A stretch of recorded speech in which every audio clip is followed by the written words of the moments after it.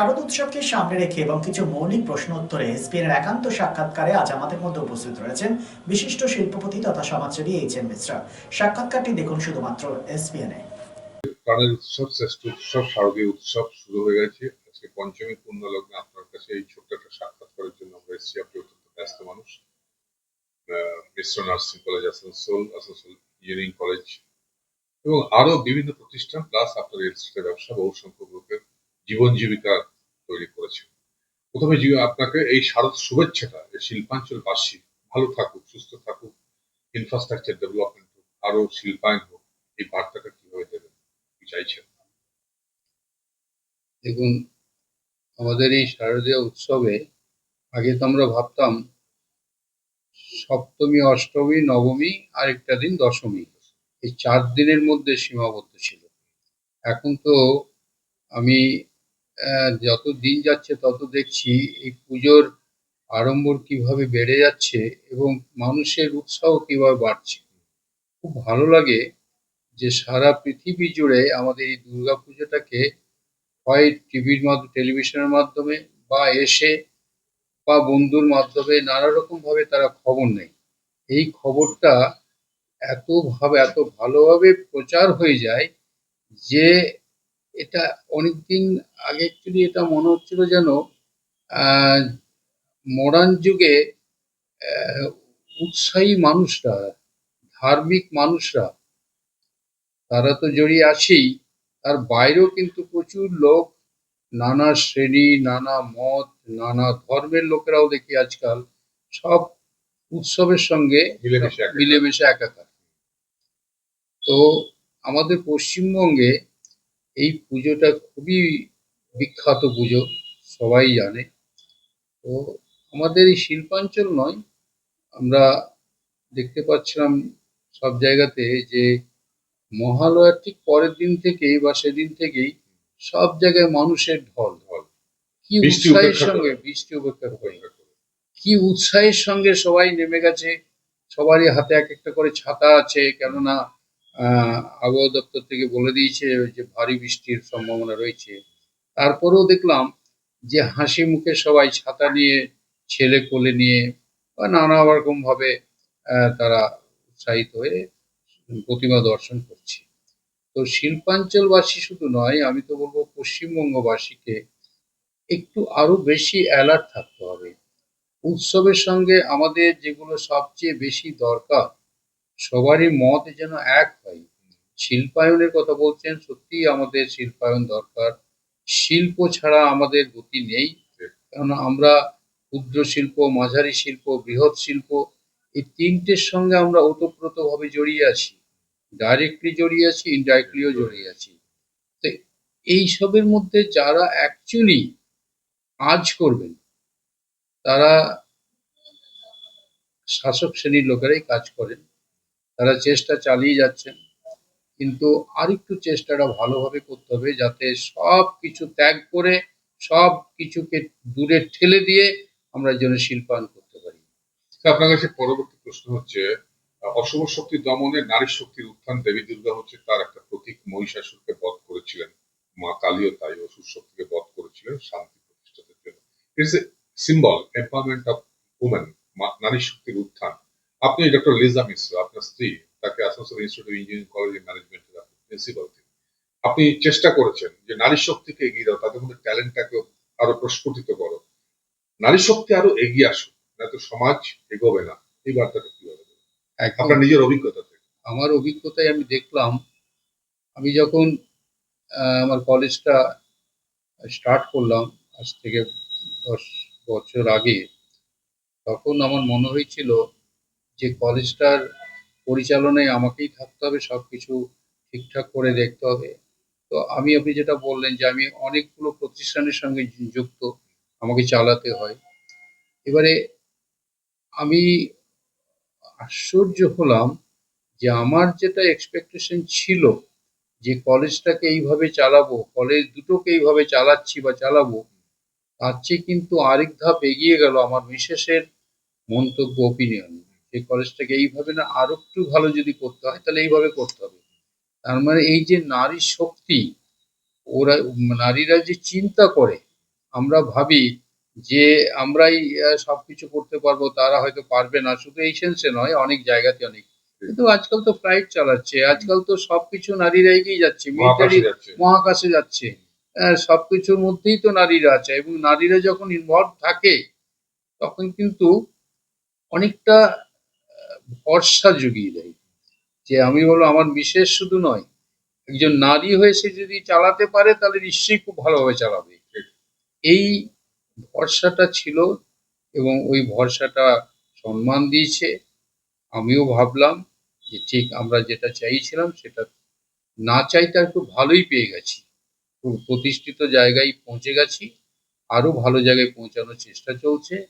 আমরা তো এই দুদিন আগে এই প্রফেশনাল একাডেমিক আমরা নিলাম, যারা অ্যাকচুয়ালি চাকরিজীবী। হুম, চাকরিজীবী তারাও আমাদের কলেজে পড়তে পারবে। করতে পারবে। সেই অ্যাপ্রুভালটা আমরা দিল্লি বোর্ড এবং সেন্ট্রাল গভর্নমেন্ট, দিল্লি এবং ওয়েস্ট বেঙ্গল গভর্নমেন্ট পেয়ে গেলাম আর 3 দিন আগে। তাহলে আমরা যারা চাকরিজীবী তাদেরকেও পড়াতে পারবো, এবং তারাই হয়তো কেউ বিএসসি পাস করে তার চাকরি করছে, বা হায়ার সেকেন্ডারি পাস করে চাকরি করছে, কিন্তু টেকনিক্যালি নো হাউ তাদের নেই। আবার যদি আছে তো তাদের সার্টিফিকেট নেই, গভর্নমেন্ট নর্মস অনুযায়ী তারা ওই পোস্টে যেতে পারছে না। তো আমরা অ্যাপ্লিকেশন করেছিলাম, আমরা এই অ্যাপ্রুভালটা পেয়ে গেছি। এই অ্যাপ্রুভালটা পেয়ে যাওয়ার পরে এখন আমরা ভাবছি সমস্ত অফিস শিল্পাঞ্চলে আমরা ছড়িয়ে দেবো এই মেসেজটা, যাতে তারা এই সুযোগটা নিতে পারে। শেষ আপনার কাছে একটু পুজো দিয়ে শেষ করবো। স্যার, বাহ্যিক আড়ম্বর প্রচুর পরিমাণে বেড়ে গেছে। একদম লাইটের ঝনঝনানি, প্যান্ডেলের জমকালো প্যান্ডেল থেকে শুরু করে সমস্ত কিছু। কিন্তু কোথাও না কোথাও মনে হয় যে আমাদের সনাতনী যে আধ্যাত্মিক চেতনা, দেবী দুর্গার প্রতি যে আমরা করজোড়ে নিবেদনটা করি, অষ্টমী অঞ্জলি প্রদান করি, সেই জায়গায় মানসিকতার কোথাও অভাব রয়েছে। যে আধ্যাত্মিক চেতনার মধ্য দিয়ে যে জাগরণ, সেটা কোথাও না কোথাও মনে হচ্ছে একটু ক্ষীণ হয়ে আসছে, দুর্বল হয়ে আসছে মনে হচ্ছে। দেখুন, বাহ্যিক চেতনাটা বেশি।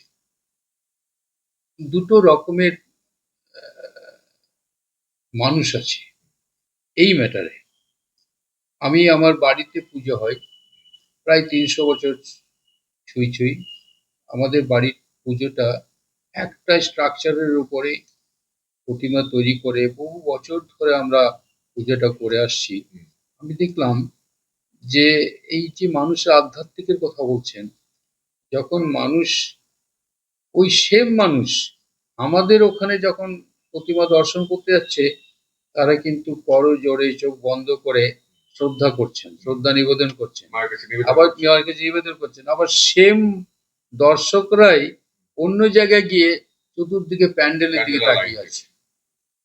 তাহলে এটা কিন্তু তার মানসিক চিন্তাটাকে ডিভাইড করে দিচ্ছে।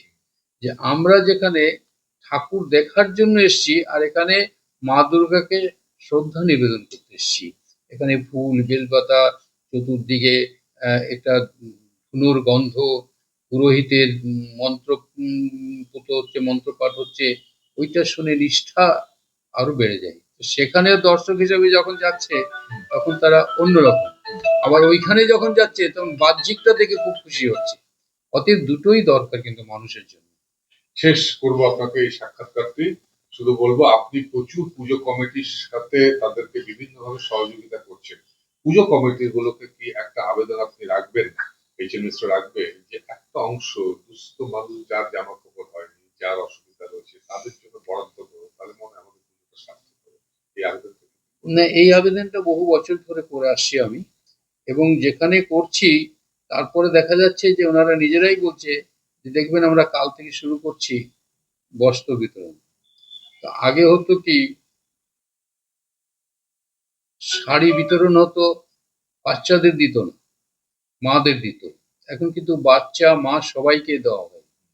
যেমন শীত পড়লেই দেখবেন প্রচুর ত্রিপল বিতরণ করা হয় গরিবদেরকে, দুস্থদেরকে।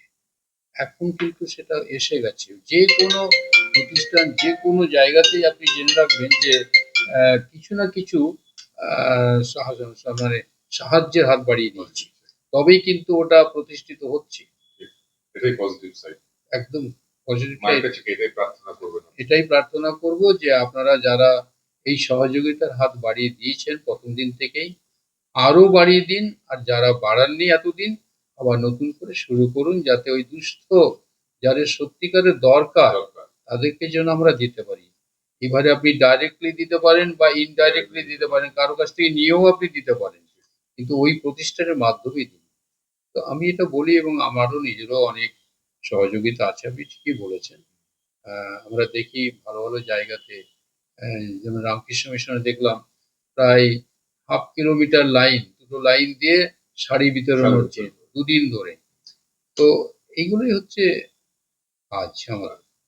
ভালো জায়গায় ভালো জিনিস দেখলে করলে মনকে চাঙ্গা করে দেয়। Be positive, think better, make a bright future with Misro Nursing Institute Asansol. Misro Nursing Institute Asansol is approved by West Bengal Nursing Council and Indian Nursing Council and affiliated to West Bengal University of Health Science.